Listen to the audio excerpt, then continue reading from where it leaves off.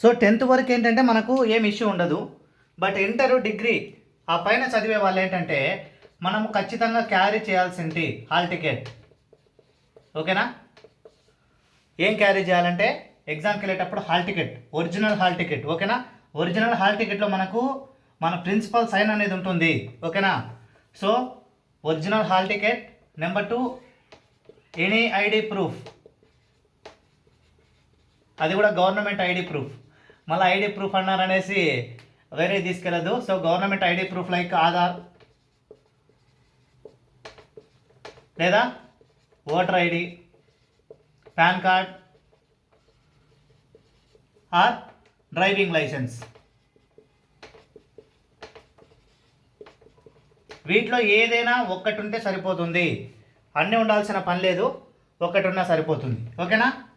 మూడోది ఖచ్చితంగా మనము ఎక్స్ట్రా పెన్ అయితే తీసుకెళ్ళాలి.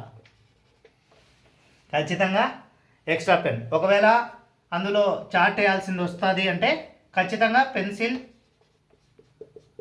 Scale, eraser. ఓకేనా?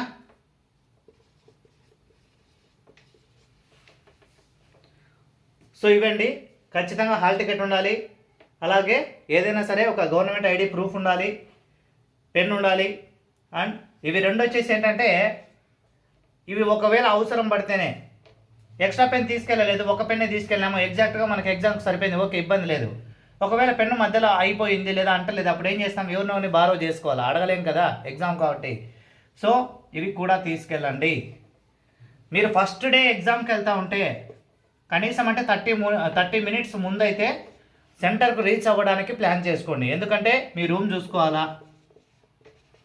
ఓకేనా?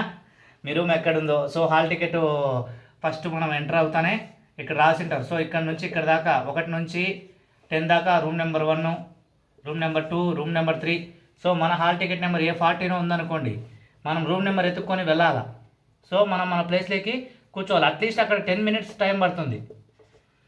సో కాబట్టి మీరు ఎర్లీగా వెళ్తే ఈ టైంని మీరు యూటిలైజ్ చేసుకోవచ్చు.